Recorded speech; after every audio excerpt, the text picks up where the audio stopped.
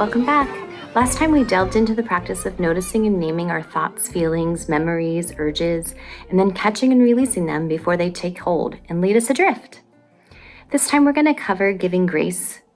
In giving grace for the Engage formula, it's all about practicing self-compassion.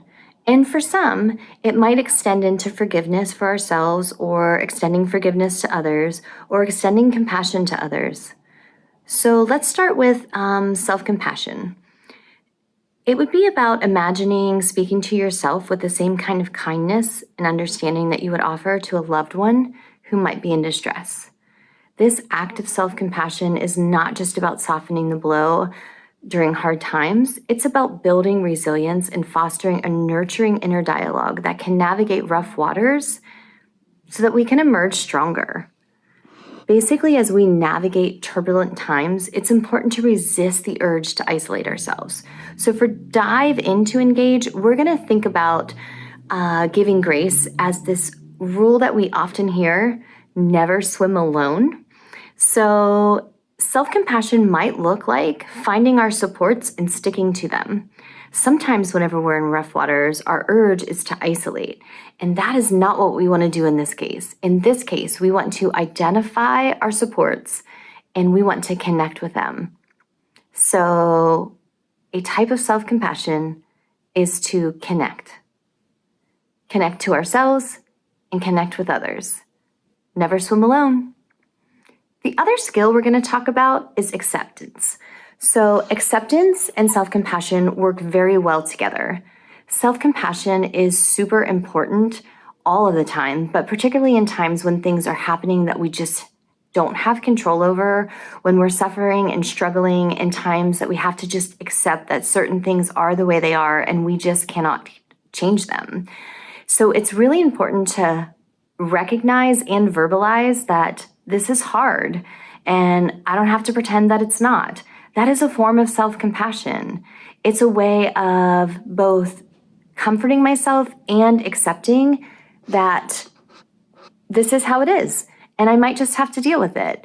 So self-compassion and acceptance work very well together. Sometimes acceptance is also used on its own.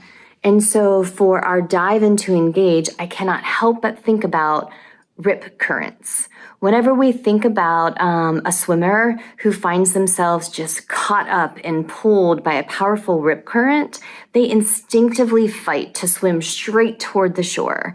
And they start to struggle while they're swimming in that rip current, right? But we end up exerting all of our energy and we're actually more likely to drown by doing that. So struggling against the riptide is a metaphor that beautifully encapsulates the essence of acceptance and commitment therapy, for example.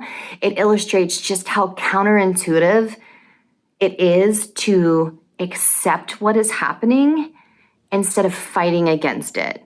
So at its core, acceptance and commitment therapy encourages us to adopt strategies that might initially seem counterproductive. Just as a swimmer is caught in this current and they are advised to swim parallel to the shore, to remain calm, or to just float until the current's strength basically wanes, that's what acceptance and commitment therapy teaches us: to lean into our own discomfort, to make room for our thoughts and our feelings without necessarily acting upon them. That is the epitome of acceptance. This approach can feel as though we're drifting further from our goals, very much like how the swimmer feels like they are drifting away from the shore, which is where they want to go.